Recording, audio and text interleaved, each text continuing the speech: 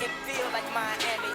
Miami, Miami, Miami, Miami, Miami, Miami, Miami, Miami, Miami, Miami, Miami, Miami, Miami.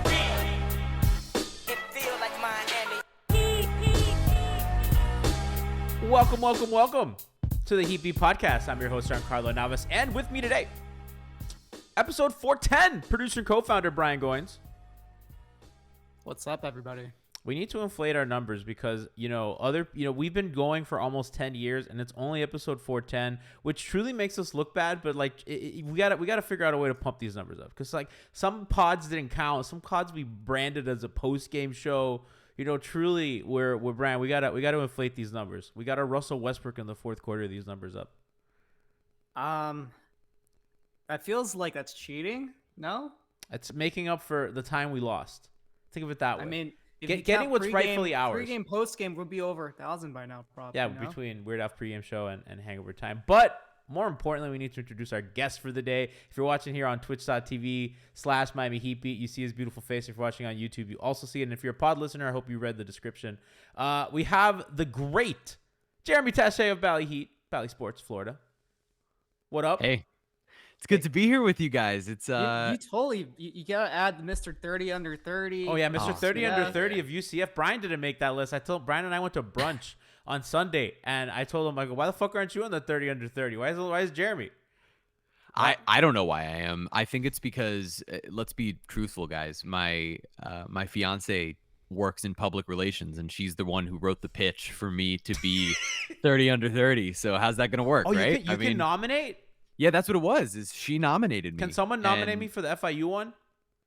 Let's get it going. Let's do it. Somebody. Let's what's the hashtag? I don't Wait, know. are you still 30?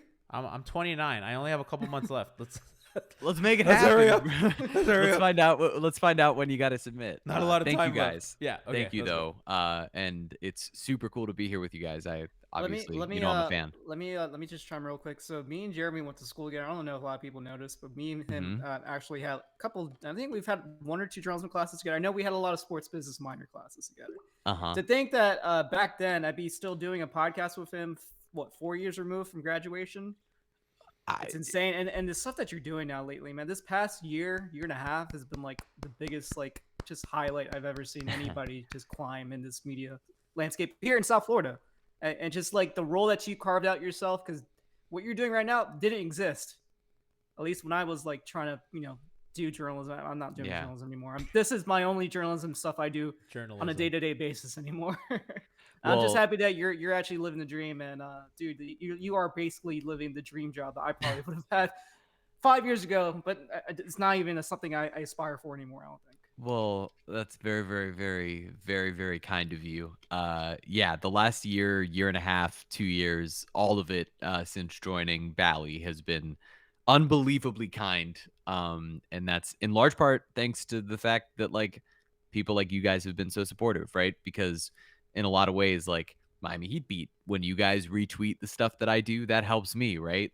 All of this stuff, this mutual support of the South Florida community. And I think that's what's so cool about, there's so many of us, right, in this community who grew up here loving these teams who now get to cover them. I'm not the only one. Mike Cunio's another one, right? At CBS4, he's another guy who grew up down here, loves these teams deeply, and now gets to cover them. Anthony and so, Coladas at Lebanon. yeah, we went to school together too, so it's right. Alex Toledo. Yeah, I mean, fuck Troppy baby. Locked on Heat. But so many of us, right? yeah. We're all doing the same sort of thing there, and so yeah, I mean, I feel just unbelievably grateful to be doing any of this and talking about these teams and being around these teams and just hanging out with you guys. This is cool. So thank you for saying all of that. It was very nice. This is a love fest, but we're not going to be so self-involved today because we have a basketball team to cover. A rather good one, Jeremy, I would say, because let's rewind maybe a little bit over a week ago. I took it upon myself as a not just a Heat fan, but as truly a a member of the Miami community, and I saged the arena. I went Thank you. during Ultra, yeah, and I brought some sage. I tweeted it out the day I did it. I was actually going to meet Miami Heat UK, who was at Bayside. I went to go pick him up, but before that, I stopped and I saged the arena. Thankfully, the police were busy at Ultra. So, I mean, obviously, if you light stuff on fire by the FTX arena, I'm sure that may alarm people. But I think it worked out. Let's see. For now, 4-game win streak. It looks to be, everything looks to be corrected. They have a home win. Let's settle down. But Jeremy, it's just funny how quick the script flips, because they had, that was their lowest point. That has been one of the low points of maybe the last few years of Miami Heat basketball. Jimmy Butler blowing up on the sideline. It looked like all hell was breaking loose. Brian's holding up the picture of me saging the arena. Yeah, there it is. And they lose to the Nets. Andre Drummond gives a peace sign, which I think was a reference to that guy the Dolphins signed. I don't know football very well. Yeah, it was. Yeah, Tyreek okay. Hill, Yeah, the Deuces. redacted. Yeah, it was. Yeah, redacted. But Redacted. and then look at us now. They have beaten the Boston Celtics and the Toronto Raptors on the road in close games, which not just the fact that they did it in close games, which has been like an issue for them, but Right. Jeremy, it's the kind of matchup. It's a really switchy long defense that has just given their offense absolute fits. And look at us now. We're all happy. We're smiling.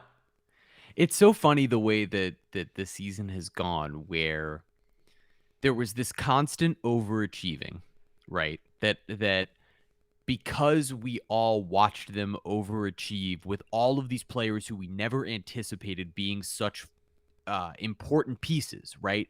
Like early in the season when Max Strus was contributing, nobody anticipated that going into the playoffs, that would be your starting two guard, right? Nobody anticipated that the impact of Gabe Vincent or Caleb Martin or these guys would last this deep into the season. And so there was almost this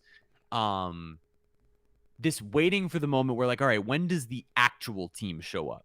When the full team is healthy, what are we going to look like? And ironically, that's when finally, here toward the end of the season, that happens, and the team hits a bit of a rough patch.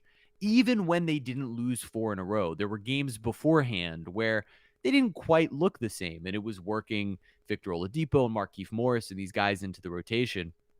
And so to see them take those 4 games, watch all of us literally, the panic on Twitter in particular was, it was literally like this team was just spiraling out of control and everybody was getting hurt and dropping like flies. And it was just losing games. And understandably, It was the way they lost them. The way they lost. That was what I was about to get to. Exactly. It's not just 4 straight losses. It's 4 straight pretty embarrassing losses in the way that they went. And so there was somewhat understandable panic. But now when you look at it in the grand scheme, after they win 4 straight after that, and then you look at that as just a blip within a season, this team is in first place and they're in position to clinch first place in the Eastern Conference. Whether that's the position that you want or not is a question or a debate, I guess, when you look at the Nets looming if you're scared of them. But this is going to be the best team in the East for the entire regular season, and it's been unbelievably impressive. Brian, do you remember when the first, and I think people get mad at me when I compare this to a Big 3 team because they're like, that team had LeBron and Dwayne. Yeah, I know that. Duh. Okay, but like these are the launching points that we have. The Miami's had really good teams because they're a good franchise. Sue me. Yep. Brian, do you remember when I think the Heat lost like 3 or 4 straight in a March, right? They always kill March, right? SPO teams always do well in March. Yep. And Brian, when they lost, I think it was Oklahoma City, Chicago, and somebody else. And the last thing of that is Wade punching I don't know what you call the thing that holds up the rim. Does anybody know, Jeremy? Does that have a name? The thing that holds up the rim? The thing that's You mean the padded? pad? The padded thing that hold that Like the base of yeah. Does that have a name? I think it's just the base of the hoop. I don't Whatever. think it has a name. That thing, Dwayne Right? doesn't get a foul call against OKC late, hits the shit out of it, is really upset, and they're like, they lose, and then they lose against the Bulls the next game, and Mike Tirico, the Miami Heat can't close again. And we've seen them fumble. Because you remember, I see your face. Brian, do you remember that time? I remember too many things, man. I remember the whole start from as soon as we got to Big 3, like that whole 8-7, 8-11, whatever that stretch was, where they basically were just fumbling. It was just 9-8. Trying to play 9 as and a 8. team, whatever. I mean, one of those.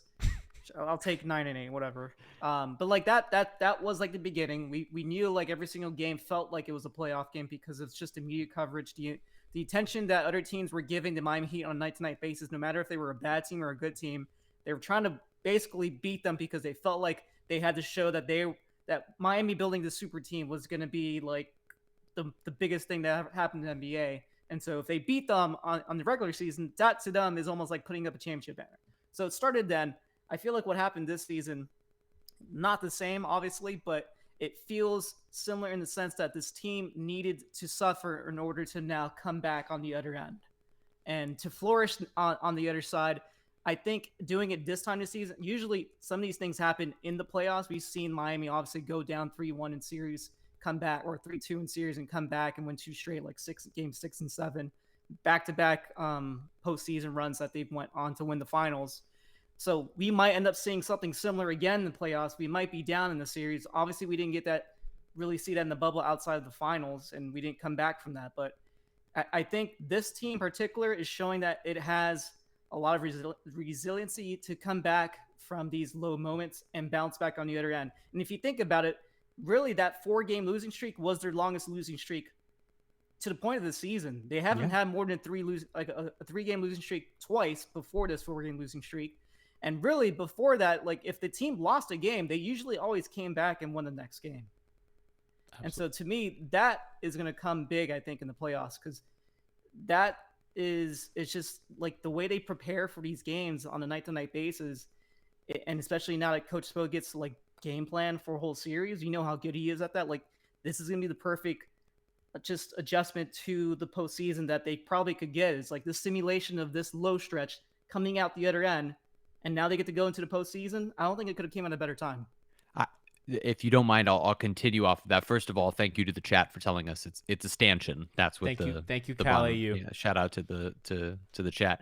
But also when you look at this season, like you just mentioned, Brian, if this team had just been healthy, right, all season long, and guys hadn't been missing games in all of those different pockets where they did, this 4-game losing streak and this moment of sort of growing pains happens in January, right?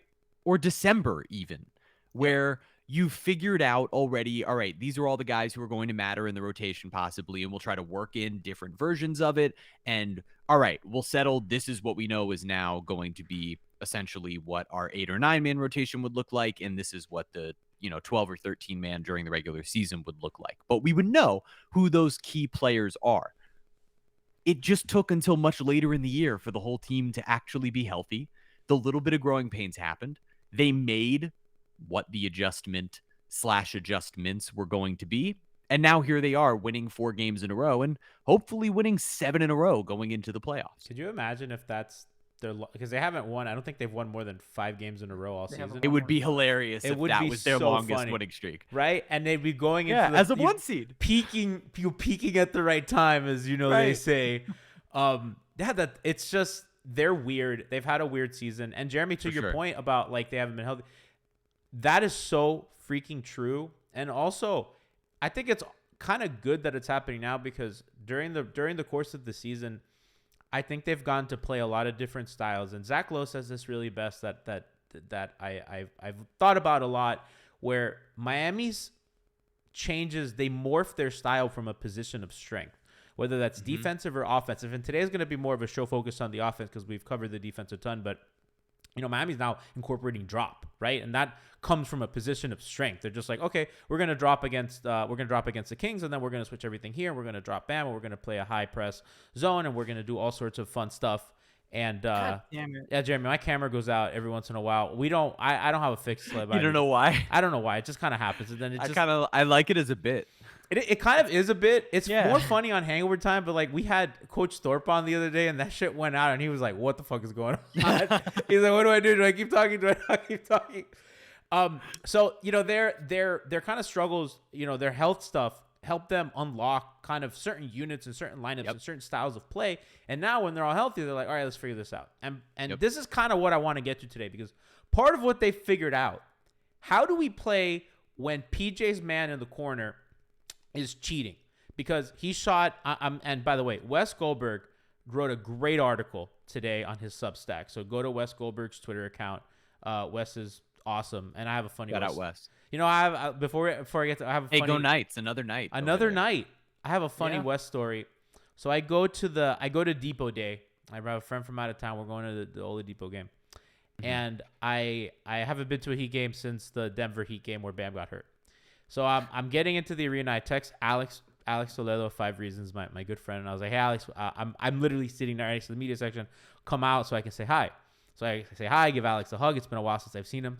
And I go, let me go say hi to Ethan Skolnick. We all used to work with him at 5 Reasons. Ethan's a friend, and I go over. I kind of, bear hug Ethan from the back. We say hi to Izzy, who's been on the show multiple times. I'm seeing people that I respect and that I like and that we work together.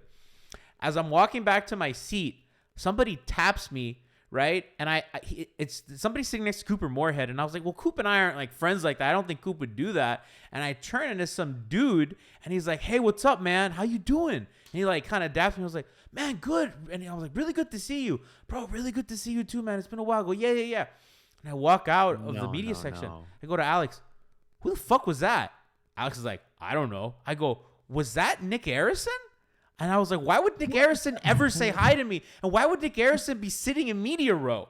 This is hilarious. Now, people, everybody's outta wearing here. masks. Life all is right. different, right? Okay, Life is all the right. last time I saw Wes Goldberg, it was Years ago. It was at a watch party, the Locked On watch party. He and Ramil, it was at what's that brewery on Bird Road, in the Arts District.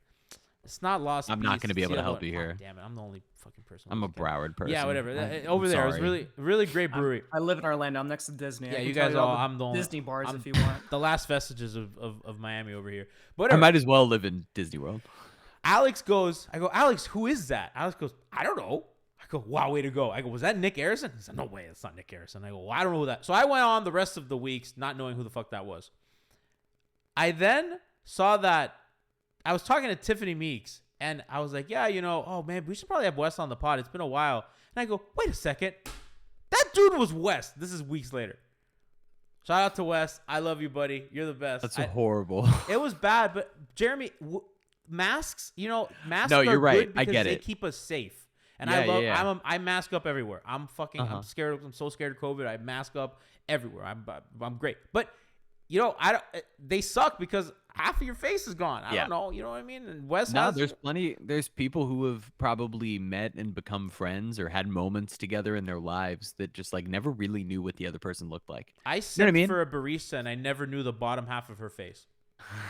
True story. People are gonna only recognize each other from the top half of your face.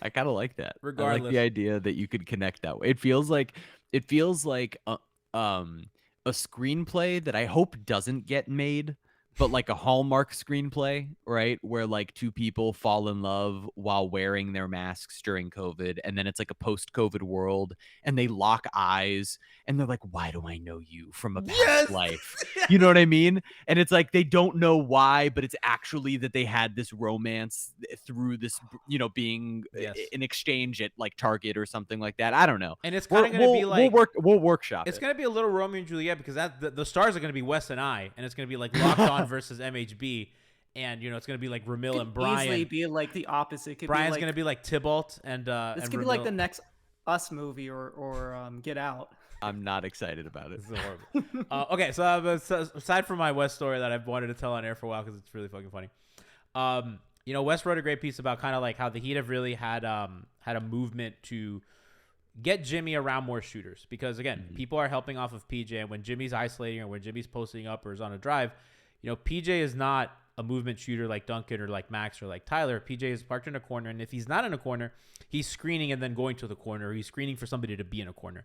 So what he does, his actions occupy the corner, whether that's movement or whether that's shifting or whether that's screening and slipping and all that stuff. That's his area, and as long as that's his area, he'll get helped off of, and that's happening. And that happened with Ariza, and it happened with Iguodala, and it happened when Jay Crowder wasn't shooting well. So we're kind of in that same moment. And Spo is trying to now limit the amount of minutes that they play together, right? And Wes's piece really outlines this well. And yeah, that's kind of Jeremy where I want to get at. Jimmy's playing 10 fewer minutes with PJ, and he's playing more at the 4, which I think is an interesting thing. But it's helped their offense a ton in this winning streak.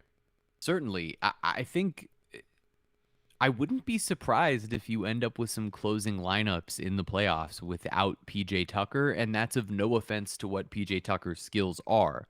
But in a game where you have a lead, right? Even a 6 or 7 point lead in the final couple of minutes, PJ Tucker's going to be out there for sure. But in a game that's neck and neck, right, down the stretch where you're going shot for shot, I think you could end up seeing some moments where you have Jimmy at the 4, and that closing lineup is Lowry, Hero, Strus, Jimmy, and Bam. Caleb. And or Caleb, either way. But seeing one of those guys in that position where either with Caleb he can provide a little more athleticism on the offensive end, or hit that shot, or Max Strus, who obviously is a knockdown shooter, and that helps as well, but he's a little more physical than Duncan Robinson can be, particularly obviously on the defensive end. And so I think you will see more of that in some of those closer games. And that doesn't mean that PJ Tucker won't be a really integral piece and play a lot of minutes in a lot of these games and in these series. But it just means that down the stretch of a game, if it is a close one and you need buckets to be able to help not only Jimmy Butler thrive, but also Tyler Hero, who is not, ironically, like so many people think of Tyler Hero as a 3-point shooter, and I think always will for his entire career, and is a very good 3-point shooter, but naturally he wants to drive to the rim. Helping those guys thrive, helping Bam thrive underneath, you need guys that are shooters, and Jimmy in particular needs that. And so if PJ isn't going to be shooting the ball as well as he did in the first half of the season, then you need someone out there who can shoot that way. And Max seems to be a bit of the fix, but you're right. Caleb is another option where you're certainly not dropping off the same way defensively. And if he can hit that corner 3 as efficiently, not even as efficiently as PJ did in the first half of the season, but just efficiently enough to where they have to respect it, then that's probably what you'll see some in the playoffs. And again, PJ Tucker will be a huge part of all of it. We're just talking about moments down the stretch of games. I want to push back on something you said real quick about Tyler not being a shooter, because a 3-point Well, shooter. he is a great not shooter. that, but like that's not what he should be. Yeah. He's a very new age player, and I know that Steph is going to get, and Trey is going to get this rap as well. Tyler is a little different from those guys because Tyler leverages his shooting to create those other opportunities, because Correct. the year that he didn't shoot well, Correct. the gaps closed quickly, the finishing was down. He needs to be able to shoot well specifically off the dribble, which I've said, Jeremy, I think it's the most, I don't want to say the most important skill, but outside of being like a ball handling pick and roll guard, it is the most important guard skill, like the most valuable guard skill, because there's so few guys. It creates so much. Who can reliably create off the bounce. And he's just become, that's been the main difference, I think, is the fact that he put together last year what was a really nice pick and roll season where he was kind of getting to that middle of the floor area, combined with actual good shooting, because he's 3-point shooting slump last year. And when you get that together, you get what you have this year. Yep. He's been, I mean, look, it's not to say that he isn't a very good shooter and shouldn't have the reputation as a guy who can beat you with his shooting. Just look at the other night where he was like 0 for 9 from inside the arc and 7 for 8 from outside the arc, or something crazy like that. Like the stats were that polarized. He's a great shooter, but more of the premise of, I almost think it's like an insult to his game to describe him as a 3-point shooter. It's reductive. Like I think they're right. Exactly. And so the point being, when you have those two players in Jimmy and in Tyler, who naturally want to drive, like Tyler can shoot, obviously, at a much more efficient clip than someone like Jimmy Butler can at the moment. Although all of a sudden, Jimmy Butler hitting multiple threes in games is hilarious. But the idea that Tyler is just a shooter is reductive. And so when you look at those guys, the idea that Tyler the other night, I mean, just what was it? Last game against the Raptors, he ended up with 8 assists, and in large part, it was drive and kick out to guys like Strus, and ultimately it was Oladipo in that game as well, but driving and then dishing out to shooters. So that's what is a big part of the Heat game. And when PJ Tucker isn't hitting that shot as efficiently, it obviously, hurts their offense. And so, I mean, it's the reason why their offense in that starting 5 was so dominant in the first half of the season. Was he was shooting 45% from the corner. Like, it was crazy. Which offset at Duncan's like weird Yeah, start. his kind of strange start. So, and in that turn, his gravity was enough, like with how efficiently everybody else was playing within the offense. I think you guys are making good points, but I feel like there's one thing about PG Tucker, and it's that he's super unpredictable. If you look at his postseason numbers, he can shoot. You want to guess what his highest 3-point percentage was in the playoffs? He's played in a total of 5 postseasons so far in his NBA career. Isn't it 55? One of the Houston years. Like something crazy, right? So he shot his second playoffs after Toronto. So his first year with the Houston Rockets, when he went to the playoffs, he shot 46.7% from 3, 51.5% from 2-point range. Made 35 of 75 3-pointers. Obviously, they went on to go to the Western Conference Finals that season. The year after, he shot 45.6% from 3.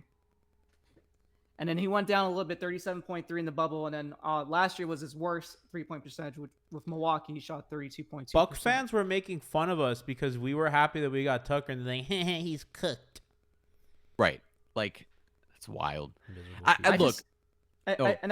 really want to get to it is like, and I'm also looking at some other players because we haven't seen what Oladipo has looked in the postseason too. And his last postseason that he's played was actually with Indiana, or actually Indiana twice. He shot really 40%. poorly. He shot 40% the year against LeBron, and then the year that they were in the bubble, he shot poorly, but he did have a couple of games where he did make a lot of threes. And so the game that we watched yesterday, and I know we'll probably get into Oladipo later. Yeah. To me, like, that wasn't surprising because we've seen part of that Yes, in it was, Oladipo's Brian. game. The fucking step backs. I think it wasn't the until- step backs against Siakam. Come on, dude. I don't know. That was pretty wild. I mean, I don't know. Gee, I spent a lot of hours watching some Oladipo highlights from that 2017-18 season. Yeah, I just think that, and I know that we're probably going to get into it later, so I apologize if I'm derailing everything by getting into it now that you brought it up. But I think that after the 4-game losing streak, where it felt like inserting Morris and Oladipo was ultimately detrimental to the team, regardless of how their individual play was, which both of them were not playing poorly. They just both weren't, maybe making the impact that everybody anticipated. To watch Oladipo be a scratch and then come back and just look like vintage Victor Oladipo out of nowhere. Yeah, no, that was surprising. Like, it was, and not in a bad way, like surprising in a way where it was like, oh, okay, maybe the rotation for the playoffs isn't totally settled. Like, I thought after the first 3 games, when we saw everybody in the lineup, that's it. With no Gabe matter how specifically hurt. Yep. And I thought no matter what, even with everything that had been going on, with the way that Oladipo had played, with the way that Morris had played, with everybody, with the other guards, with Strus entering the starting lineup, I figured, all right, rotation settled. I know what the 9 guys are. And now all of a sudden, with Victor Oladipo playing that way last night, I don't know that I do, which maybe it doesn't influence ultimately what Spoelstra had in mind. Maybe he knew, maybe the whole coaching staff knew that, like, no, this guy's going to be a part of it, or that one performance doesn't really influence things and he's still sort of a wild card that they can play later. But I don't know, that type of impact was surprising to me. So in Wes's piece, he says, initially the Heat didn't think it would take as long as it did for Oladipo to make his season debut.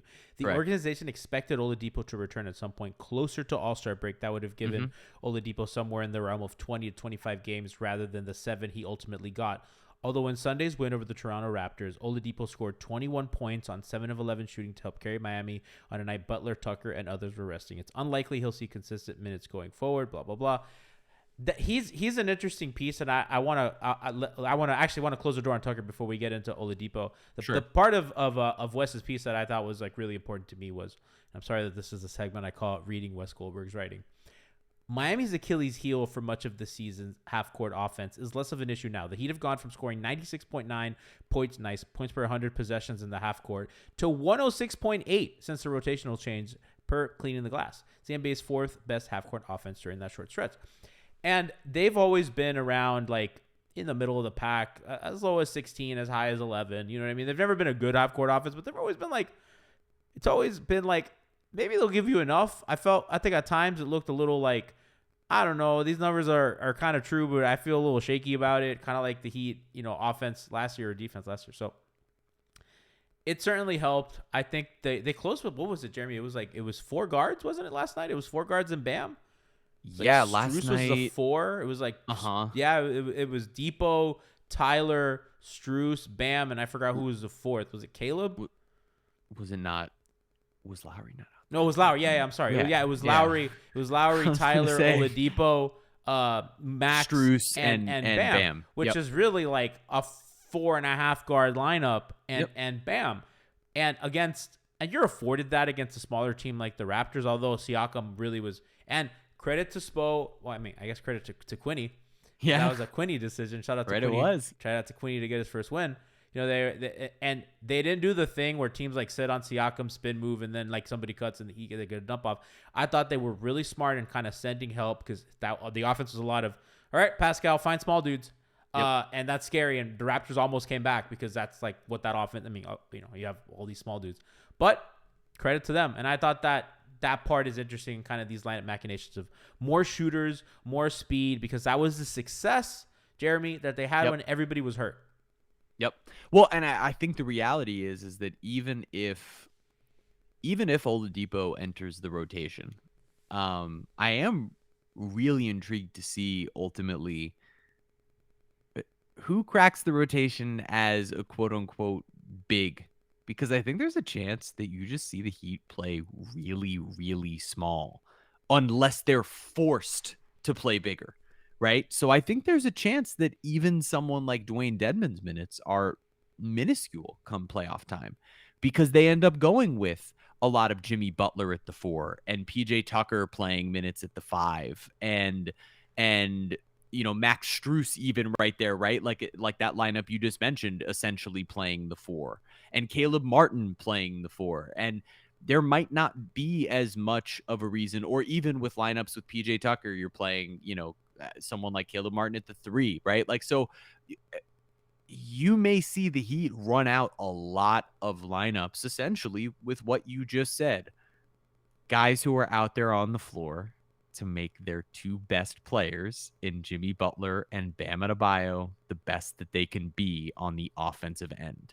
And the 2 of them are so prolific on the defensive end, and enough of their role players are good enough on the defensive end with those 2 that there can be some willingness to sacrifice a little bit from position to position defensively to make sure that offense can flow with both of them out there. And what's been really arguably the most encouraging thing of any of this as of late is Kyle Lowry, because Lowry has been so good in the last recent stretch, has been so good over these last 4 games, but even beyond into the losing streak, he was still playing really well. And he's been, and honestly, I haven't actually looked at the numbers, but it certainly feels like he's been better from 3. Like, He's at 38%. I last looked today. yeah, and Jeremy, so can you believe that he got back up to 38% after? it's crazy considering where he was. Like straddling like 31%. Right, On, and like, it felt like not all season small long. volume. Yeah, exactly. Like in a real way, where it was like, oh, okay, this is just who he is now, And so the idea that he's back there now, the fact that he's not a, I mean, look, when he's a threat from 3, it opens up so much more for the Heat offense. Like, it just does, and especially if he can be that off of, a catch and shoot,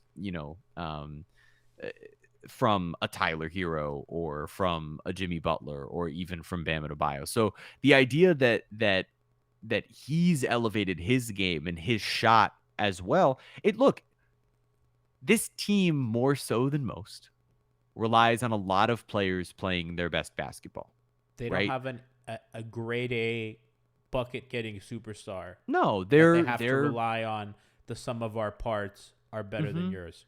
And that's okay. And I think that's okay with this team. And I think that, like, weirdly enough, I'm very comfortable relying on like 7 or 8 guys on this team doing the one thing that they need to do well, more so than a lot of these other teams that rely on 3 guys to play their entire game the best way. And maybe that's the wrong thing to do. Like in basketball, like, stars win, right? Like, and the Heat have stars, but they don't have stars that are of the level of, or at least right now, currently as of today, playing on the level of some of the other stars who have played well during this regular season. we've watched some of these guys on this roster elevate their game in the postseason and play at a level that we've never seen them play at before. Multiple guys on this team have done that. Could we see that again? Absolutely. And if that happens, this team's going to go to the finals. Decent. But In chat. Go ahead, Brian. yeah, I got some stats. I'm looking at some stats. Go for it. These are not my Three of their stats. last these are 4 Anthony- overall, and 3 of the last 4 at home. Sorry to interrupt you, Coach. Looking at some stats. I miss him. Since the whole theme of this podcast is if the Heat offense is fixed, I actually really want to read this important tweet that I actually came across on Anthony Chang's timeline. And so he mentioned these are stats coming from Clean the Glass. So the Heat have improved to 26-0 this season when posting a half-court offensive rating of 120 or better. That number plus the Heat's 27-2 record when shooting 40% or better on threes shows just how consistently good the defense has been this season. my goodness. Shout out to the puppet, Anthony Chang. Do you know why we call him the puppet? I don't, but I like it. A long time ago, when Dion, I love it. What do you think that means? I love it. What do you think it means? Yeah, there you go. All when right. Dion had the ankle injury, I forgot what game it was. We had reported that he was going to be out 6 to 8 weeks, and Oh, that's the almost 6 to 8 pretty weeks. quickly after our report, and we had done our vetting and our own reporting Uh-huh. on the injury. And Brian and I went to journalism school, and it was like What's not the same journalism school as Jeremy. yeah, exactly. Yeah. We went through the proper channels, right? Look at us, We're J confident in school. our information. Look at us. Who would have thought?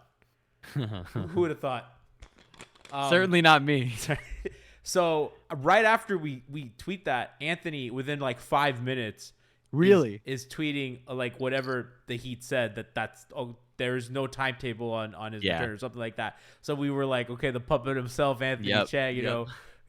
reading, Anthony's our friend, we're obviously messing Yeah, with, of course. he's our buddy, but that's where the puppet He's came great. That's awesome. I love that. Truly one of the, I feel like media people always do this when they talk to each other, but truly one of the nicest damn people. When I've covered games and I'm like scared and it's like my first day and I was like, I don't know where to go.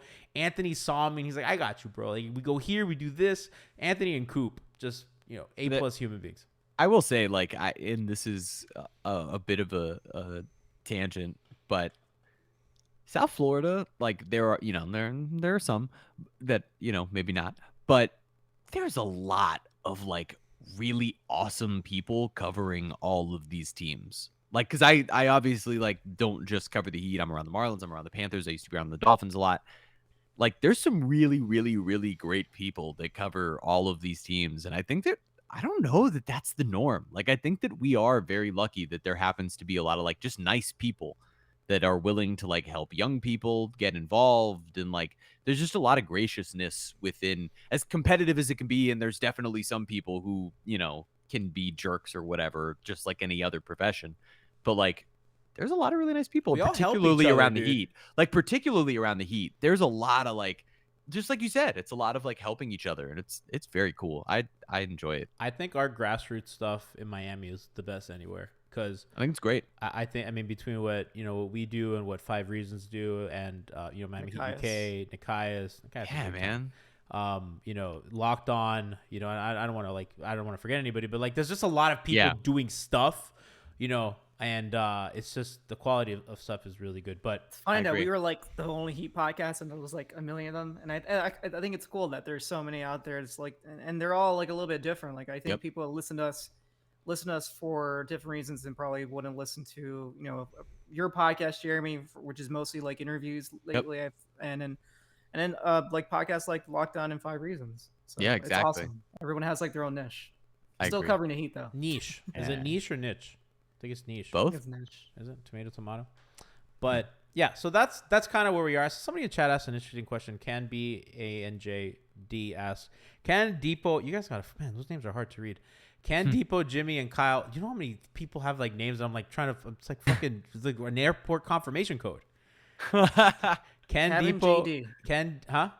Cabin JD. Let's call him that. Okay, well, no. Can Okay. Depot and Jimmy and Kyle play together? I think we saw that and it didn't look so good. I think in that 4-game win streak there was a lot, and I guess part of what we're talking about is Right.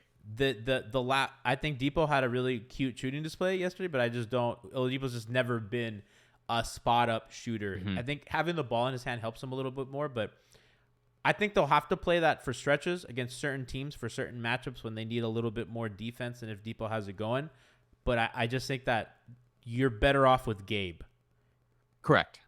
I don't think that it's like, because there's two questions, right? Like, can they play together? Sure. Should they play together? Nah, probably not. Like, Not there's for a other long time. options. Yeah, exactly. Like I'm sure there will be spurts, right? Like at the final 3 minutes of a third quarter, that's a defensive tested game against a team in the Eastern Conference, and you just need to make sure that they don't run away with it to end the third quarter before you sort of reset your rotation at the start of the fourth. Sure, play them 3 minutes together. But I don't think that that's like a combination that should be out there very often together, at least with the way that this current roster is made up. Like, there's just not enough spacing with those three guys on the floor with the way that they probably will line things up. And because when you think about it, if those three are playing, you probably have Bam out there with them. Yeah. And then even if Max Strus was the other player, it's just like you said, Victor Oladipo is not. They're going to help off Victor Oladipo the same way that they're helping off of PJ Tucker, right? Like, he's not, if he doesn't have the ball in his hands, you might be sticking Kyle Lowry in the corner. Like, you're just taking away from the things that too many players on that offense can do. And there's other players that could be better complementary pieces than having those three roaming the court together for a very long period of time. I will say I do like seeing Oladipo handle the ball. Yeah. So I think you could maybe play that lineup. Maybe not with Jimmy all the time, but if you keep Lowry on that lineup, adding Hero or Strus, possibly Bo, well, that's too small. You can only have three guards. You really, don't want to take the ball out of Tyler or Kyle's hand. That's no, the but other part of it. There were a couple of stretches where they tried swinging the ball to, like, so Tyler brought it up and then they swung it to him, and so he's basically the secondary ball handler. A lot of the shots he took last night were step backs, so he didn't really generate a lot of driving action. I mean, he had that one blow by dunk, which looked pretty, but that was basically his only finish around the rim, I believe. I think every other shot he made was a three. I think it was like 6 for 8 or 6 for 7 from three. So we haven't really seen a lot of him finishing around the rim as much, I feel like, this season. A lot of the shot attempts he's putting up are either contested threes or contested like step back twos. So I would like to see more of him driving to the rim, because I think that's what we kind of more expect from him offensively. We want to see him, give a lot more rim pressure so that Miami can kick out, and swing it a couple of possessions, around the key so they can get a good looking 3-pointer. I think that's the benefit of having Oladipo on his team, is you want to try to get more downhill action, because outside of Jimmy, I don't know if Kyle really gives that to you. I mean, Hero can at certain points. So yeah, you kind of want Depot, if Depot's going to play, to kind of also add that element, because it just gives a new dynamic to this offense that we don't really have at the moment. But I think that also, like, didn't we just watch them try to do that and it didn't work? Yes. Like, I think that part of this is, like, I don't think that we should overreact. And this is of note, like, Victor Oladipo played very, very well last night. And I think, like, they're going to need that from him at some point. Yeah, like, at some point, they're going to need it, right? But as they enter the postseason, I'm pretty sure we saw what the rotation should be, and it didn't really include Victor Oladipo or Markieff Morris. And it was only because they are not as naturally the complementary pieces to the guys who are the stars on the team as it is presently constructed. And so it doesn't mean that the Heat might not need that from Victor Oladipo, whether everybody stays healthy or not. Like, they might still need that in spurts from Victor Oladipo. But I think that on most nights, you need the guys that are the complements to Jimmy, Bam, Tyler, and Kyle. And at the moment, like you said, like, it would be awesome if they could just insert Victor Oladipo and let him go play downhill basketball for a few minutes at a time. But with the way that worked, just for everybody on the audio experience, camera went out again, just so everybody knows. I want everyone to be aware of what paused me there. No, you were laughing at your own joke, Jeremy. It's okay. Yeah, it's not what happened. It was funny. But when you think about it, it's not to be apprehensive of Victor Oladipo's game. It's not to be apprehensive as to whether or not he's even close to, like, the same guy. It's just being apprehensive as to whether or not that's what the Heat need when they are totally healthy together, playing the best basketball that they can possibly play. And I think that you don't want to let last night's game, a game where a number of guys were out, sort of let you succumb to what you think is the best possible version of a team that you watched for 70 plus games and you saw what the best version actually is. And so that's not to say, again, like I want to emphasize 100 times, Victor Oladipo is going to be needed, I think, somewhere in this postseason, and he's going to contribute, and it's going to help them get to where they need to be. But when you look at what the average everyday rotation should be, I'm just not sure that last night's performance showed you anything different than the things that you were hoping that he could maybe provide that he kind of didn't when everybody was out there together. Bad teams overreact. Good teams let the information come and they make informed decisions based off larger samples. And I think that part's important. They're at their best offensively when their good players run in action and their other role players are running secondary action, whether that's... Correct. And I tweeted about this, Jeremy, during the Brooklyn game that they won without... When Jimmy sat, when they were second night of a back-to-back after the Milwaukee loss, the heartbreaker. They were running empty side sets where they were kind of shifting guys from a corner, and they were running stuff. They were running off-ball screens. They were running hammers. They were just moving and screening and cutting and doing basketball things. Basketball jazz. Just doing basketball jazz as they're running another action on the strong side. And that's just typically that's Eric Spoelstra offense, right? I mean, going back to the big three, even when it's LeBron pounding the ball up top, waiting for a screen, they're doing stuff, whether it's Bosch screening and Wade ghost cutting or whatever that be. They're at their best when they do that. And if you have a guy like, you need those other guys to be threats and leverages. And there needs to be a fire alarm when one of those guys springs open, which is why Duncan had such a long leash for so long and played so long, even when he wasn't shooting, because of how smart of a screener is, and how good of a shooter he was. I mean, he is, but he is, yeah. But I mean, Max is just shooting better, and they need the juice right now. They need the juice now. So those guys, when they're involved in these actions, that's a fire drill for these teams because Kyle is a computer, and I talk about this a lot. They have not had somebody that reads the game that well, other than Wade and LeBron. He processes what's on the court better than Jimmy and better than Bam, better than Hardaway, better than anybody not named Wade and LeBron who have played here. Man, I hadn't Shaq, thought about it. Shaq, I guess, too. But right, I mean, sure. I think but that's a different thing. Yeah, they're just different. I mean, they operate. I think it's similarly, impossible to know the way that those two guys, with the way their games work, how differently they read the game. But yeah, that's I hadn't really thought about it, but I can't argue with you. Like it's obvious in the way that he runs that offense. He'll see, Jeremy, when something, because basketball is a game where gaps close very, very, very quickly. And that was Tyler's problem last season, that he was always a second late to when the window was open. And you could see it. You'd watch film and you see he knows that he just missed it because you only have a second. And Kyle knows, because he's played so long, he knows what's going to happen. And he can read it, and he makes these decisions. Almost like he's it's like he's the offensive version of what Jimmy is on the defensive end. Like I feel like I see that from Jimmy on the defensive end all the time, where he just knows what's going to happen. Jimmy's like a tornado, though. Jimmy's a force of nature. Yeah, it's crazy. Yeah. I mean, it's unbelievable. But it's almost more obvious only because you don't see a lot of people do that on the defensive end. But it is sort of a similar characteristic of just like, I understand how all of these sets work and I get it better than anybody else. And it's like, I mean, I hate to make this comparison because I don't, love the dude, but it's like, and I also don't know how much football, but like, it's like Drew Brees as a quarterback, like a guy who just so vividly understood this is what the defense is doing. This is what the defense is doing. And these are where my holes are. And I'm not going to do anything that's overly impressive. I'm just going to sit here and pick this apart all day long because I can process it better than anybody else who's out here on the field.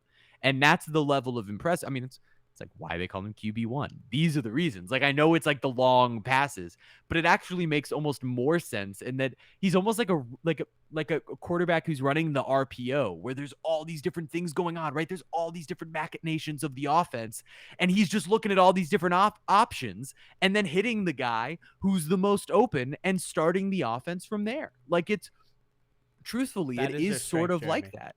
It's their strength. And when he's at his best doing that, which he has been, and shooting. Yeah.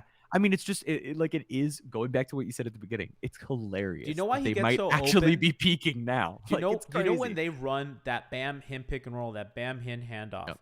and Yep. sometimes they'll and Jimmy will be on the far side corner, and he'll get a screen from a shooter, and he'll cut in, and that drop man is now like, okay, behind me, in front of me, and Kyle sees that in real time, a second early, and that guy's too low.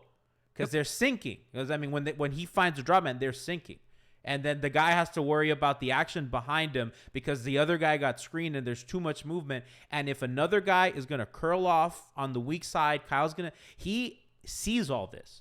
And when they're clicking, when they were blasting Phoenix on the road, it was that.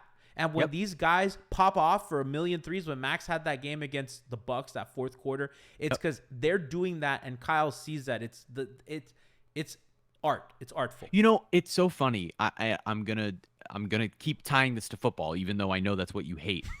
I was listening, just because I am constantly listening to podcasts all the time.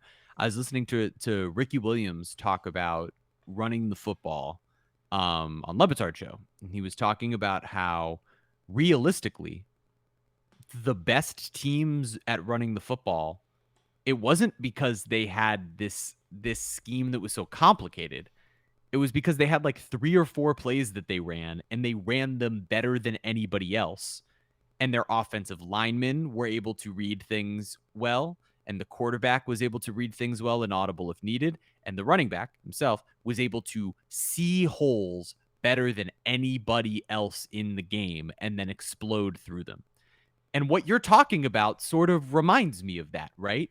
Where it's like these guys over and over and over and over again are essentially running the same play, these same variations of these same types of sets, but because they are so good at what it is that they do within it, it doesn't matter. The other team can't possibly defend it because they're executing it so well.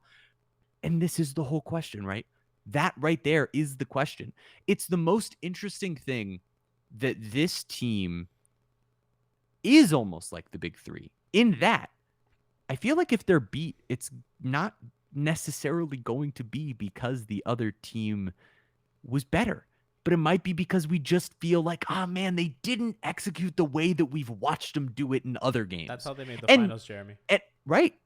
They just did it over and over and over and over again. And I think that if they can do it, it'll be another testament to, the Eric Spoelstra and his genius as a coach, but also a testament to the pure physical and mental genius of this set of players, right? This smart group of guys and the way that they're able to play the game and execute. It's just, man, I'm like, I feel real grateful that we've had another little run here, right? Like, and this is just being sort of esoteric and sort of thinking about it in the big picture. I can't do another Certainly, doom and right? gloom show. Shit. Right, but man, like to think that like, and I'm not getting all, heat, blah, blah, blah, but we don't get to talk all that often. Yeah. And to think that there was the big three and that you had all that, and that as funny and memeable as some of the things in the following like 3 or 4 years were, relatively competitive 3 or 4 years after that, to go right into what now is its own Heat era, right? With Jimmy and Bam and Tyler and whatever other variations, including Goran and now Kyle, and like it was Jay Crowder and now there's PJ Tucker, and like it's just cool that there's like another. It's not until they win a championship or theoretically go to another finals here, you can't really call it any semblance of like, because it's not a dynasty, they haven't won anything, but that it is truly another era within Heat basketball that's notable so quickly and with a totally different group. It's just like, just feeling grateful to be around it, man. They're a 1 seed. Crazy. They've They're a made 1 three seed. finals in consecutive decades. It's crazy. It's crazy. Who does that? It's crazy. With different faces. Yeah. Wade, Shaq, GP, Antoine, UD, and then you go It's to nuts. the big three, and now you just have Jimmy, Gogi, and they might do it again. But Over and over and over again. their season, guys, their championship hopes is going to come down to how much offense can we generate in the half court. Correct. And that's 120 or better, and they're 26-0. Dude, can I just say, I know that you're about to set it up. I talked to Nikias like the second week of the season or the third week of the season, and the Heat were dominating and they were all cool and whatever. And I was like, all right, so like what am I not noticing? Like what's the problem? Because this is amazing. And he was like, oh, it's right now and it's going to be the entire season. It's just going to be the half court offense. Everything else is going to be amazing. And the only question that you're going to have going into the postseason is the half court offense. And here we are, 3 games from the season finishing. And you just said the only question is the half court. We don't have offense. an answer, Jeremy, because the year that they made the finals, their half court offense was really good, and it's because they ran Eric Spoelstra, as Alpha and I used to call it, the Eric Spoelstra's funhouse of mirrors, with their revolving doors of dribble handoffs, and they ran nonsense. I mean, really, what they did that year where they were the 7th ranked offense is they ran nonsense, and they had Duncan historic, and they had. I don't think people understand how important Olynyk was to that as well, because they had really was, 2 man. handoff triggers that functioned the same. PJ's really, really good at it. And PJ has done some of the Kelly stuff where you kind of hand off and slip, or hand off and be able to do that bounce pass to the far cutter. But, they ran nonsense, right? And then last year, the nonsense stopped working. And they've run fewer dribble handoffs, and they've run more pick and roll, and they stopped doing nonsense because they have better players, so they don't have to do. They have essentially guys that can dribble, because the handoff offense is. I mean, they didn't have dudes that can dribble outside of Jimmy and Goran sometimes. So Goran all the time, but like when you don't have guys who can dribble, you need to run a handoff, because that way you move the ball without dribbling. You essentially run a pick and roll with a shooter who doesn't need to put the ball on the floor, which is like, that was their strength. And they're like, okay, we'll do this without dribbling. But gigs up. We don't have an answer to this question, and we are going to find out. And, they score against drop. I think we have enough of a sample that whenever they play bigs and drop, they shred those teams. And I think that no matter who it is, whether it's Ayton, whether it's Gobert, whether it's Milwaukee's bigs that drop, Brooklyn, outside of that one game that we're not going to talk about because that was weird. They've shredded teams, big men. Boston, where's Tice? Where's Horford? We're going to get these guys in drop. And we haven't seen that against switching so much. This Celtic and this Boston game, this Celtic and Raptor game, I think is incredibly encouraging, because that is Miami's kryptonite, because they just don't have enough dudes that can beat you one-on-one off the dribble, force that rotation. They just don't have enough of those guys unless Jimmy is busting small dudes. So their season comes down to that. Their defense is good. They have 3 games left. They are likely to finish the 1 seed, barring a catastrophe. Correct. I think they just have to go 2-1, right? And they get it? I don't know if it's I think 2-1. What result do we want from the Boston game tonight? The Boston's playing Milwaukee tonight. What result do we want? I think we want Milwaukee to win. I think we want Milwaukee to still stay as a 2 or 3 seed, because they have a possibility of falling down to 4. So ideally, you don't want Miami to face either Milwaukee or Boston in the second round. You kind of want that to be Philly. Man.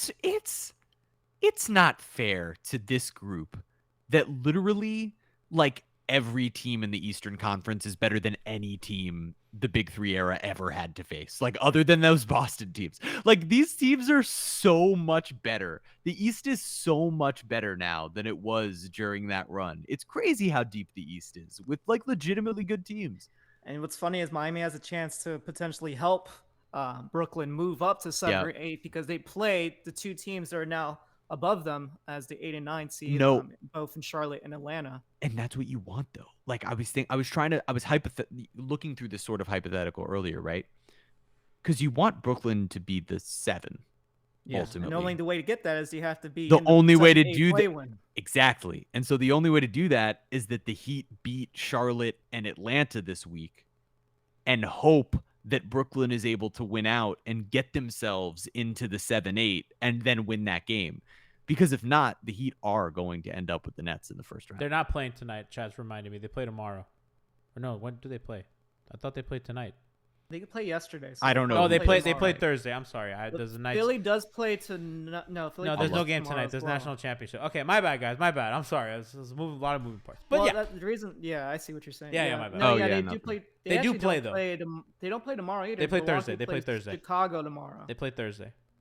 Yeah, That's a, Milwaukee and Chicago tomorrow. that's a huge game for Miami to watch, and hopefully the Bulls can win a playoff series so that we No, can play Boston them. has a tough schedule. They actually play Memphis as well. That's their final game of the season. Memphis It might would be start resting amazing. dudes. Memphis I is would already love sitting if guys. Chicago won a playoff series so that the Heat could get Chicago I would like- somewhere. Oh, that'd be cool. Jeremy, if they get like the Hornets, the Bulls, and the Bucks, that's like that is the path. That's what I'm saying. People, it was Dan. Dan earlier today on Levitard show. I was listening. I wasn't there, but he was like, I want Brooklyn in the first round, Boston in the second round. Like, I want drama all the way through. I'm like, are you kidding?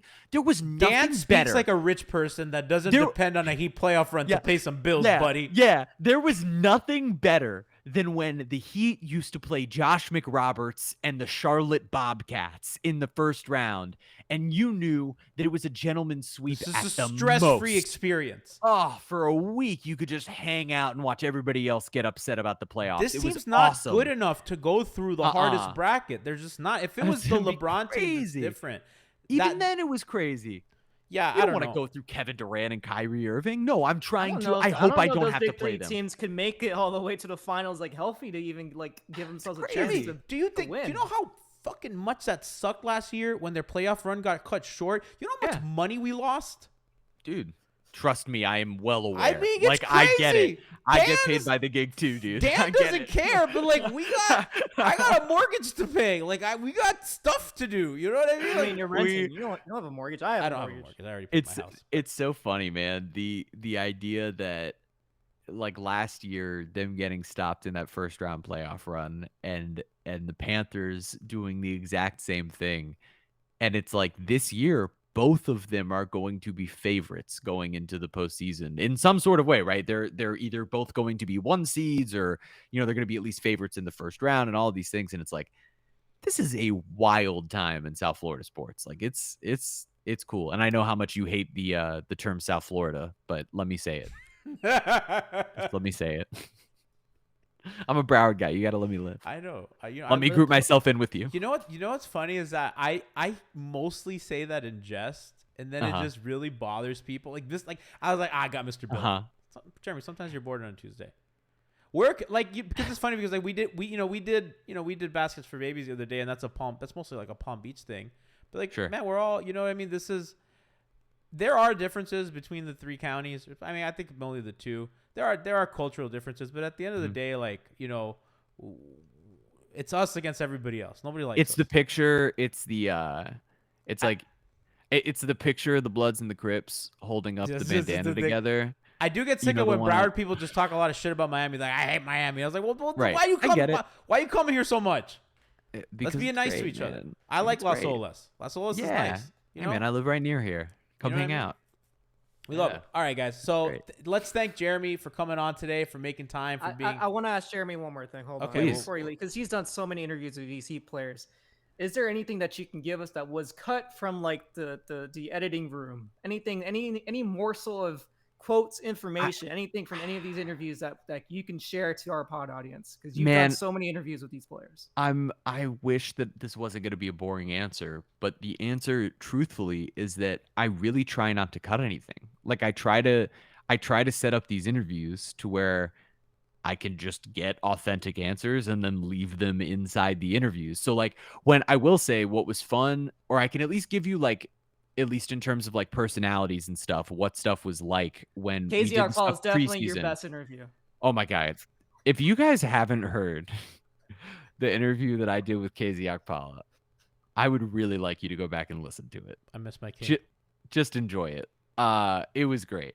And I'm not from my perspective. KZ is just great. I would say that what was really cool is that I did get a bit of a glimpse into like just from like how you gain something from seeing how people interact with people that they've never met before, right? So it's like it's one thing when you're watching these guys come into the post-game interview room all the time and seeing familiar faces, and so there's a bit of a routine to it and whatever.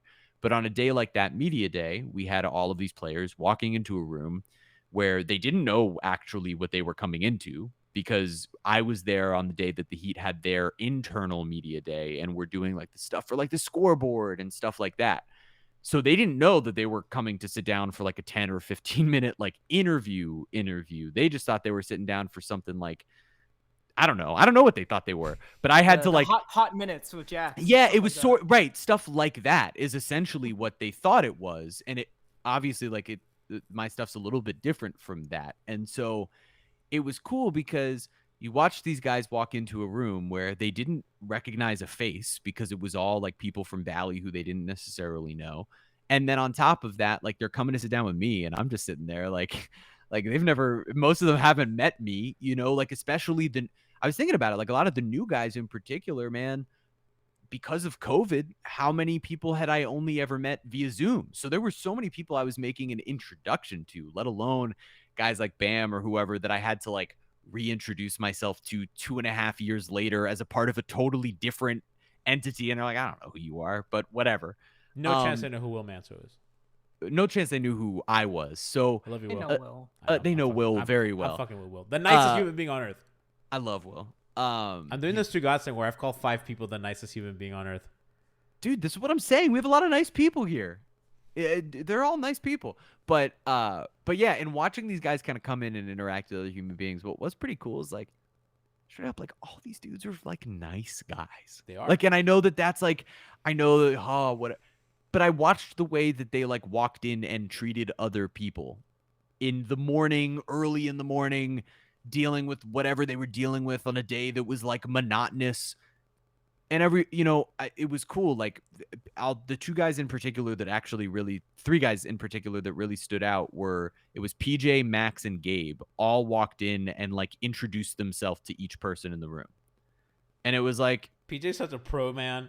PJ's like, PJ's a pro. I cannot get over the fact that guy like walked in, sat down, looked me straight in the eye. Hi, I'm PJ. You don't know me from a hole in the head, man. Like, you don't know me at all. You may like, not know who I am, but I am PJ Tucker. It's very nice to meet you. Right. Like, it was that type of mentality from a guy who we know, like, hobnobs with, like, fashion I know how much you get paid icons. annually.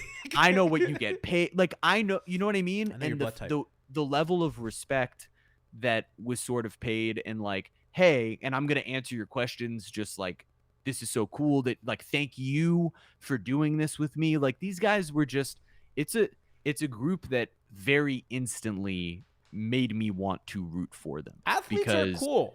It's a cool group of guys. It's just a cool group of guys. And I know that doesn't really answer your question because I didn't give you anything fun and juicy, but like, no, but you reminded me of something that actually, I think you probably need to reshare it again. PJ did kind of predict this whole like losing streak happening. Because he predicted, because he's been on multiple, championship level teams or teams that have gone far in the playoffs, and I mean, he basically told you what happened in the Bucks like run, like these moments where they hit a hard place. I should reshare that. They face adversity.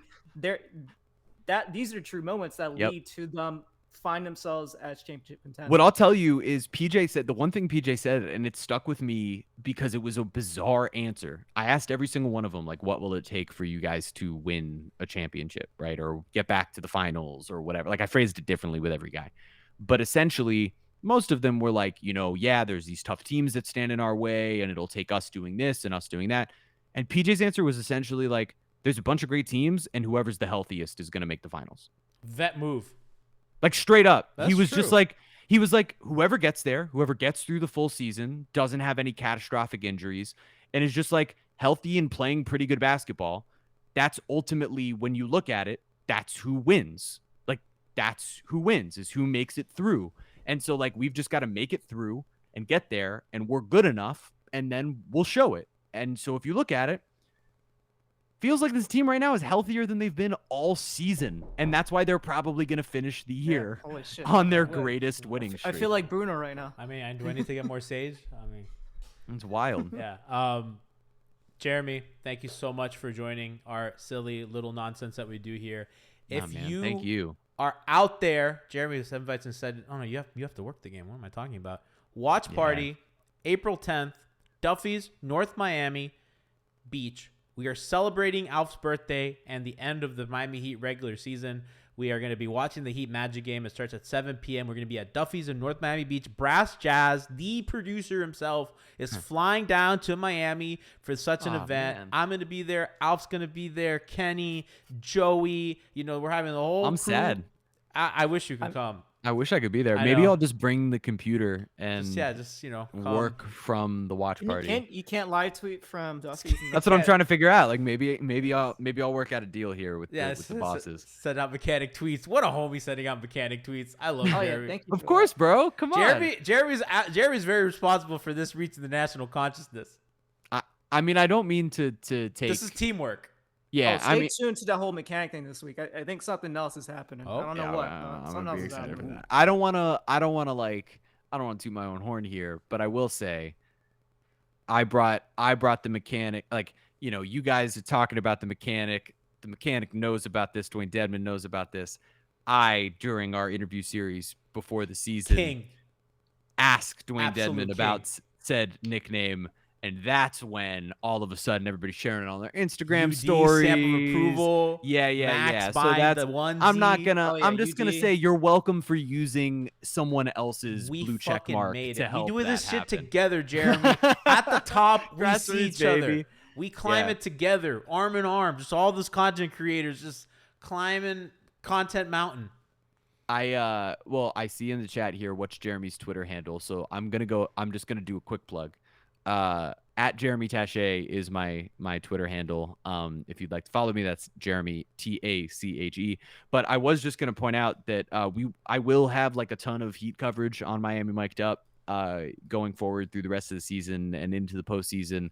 I'm hoping to have some version of Heat coverage every single week, even if the main interview on the podcast is not necessarily from the Heat, but as of right now, the week of the play-in games, Israel Gutierrez will be my guest, and I'm actually hoping to land, knock on wood, we'll see, maybe somebody from the Heat. Ooh, big We'll get. see. Big get. Maybe.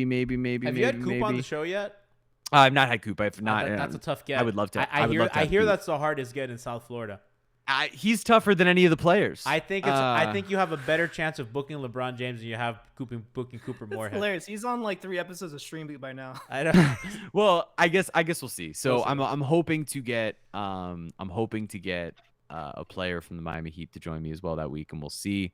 But if not, there will be great coverage. There will also be someone from within the Bally broadcast as well, and that's sort of the hope going forward, guys. Is to include whether it's Eric Reed, Jason Jackson, John Crotty, Ruth Riley Hunter. Someone will be joining me to talk Heat basketball on Miami Mic'd Up, whether we have the game on our air or not. After the first round, it will no longer be on our air, but on Miami Mic'd Up, we will continue to cover the Miami Heat all the way through the NBA Finals. So that'll be a space, hopefully, where you can continue to see everybody that you know and love from the Bally Heat broadcast. That's my plug.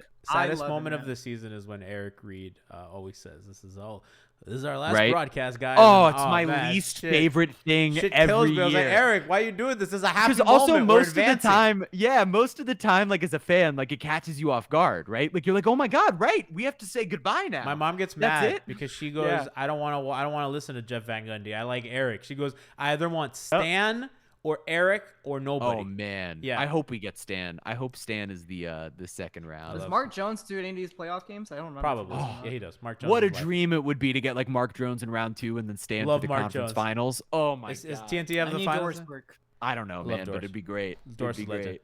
Jeremy, thank you for coming on. Brian, thank you for Thank you, Thank you guys. for doing this. Audience, I love you guys. Subscribe, do all that good stuff. We will talk to Shop.miamiheatbeat.com. Buy our merch. We get new buy our merch. merch. We will talk to you tomorrow at Weird Alf pregame show and Hangover Time for whatever game. I think it's Charlotte game, right? Charlotte. I think so. Yeah. Love you guys. Charlotte. Be easy.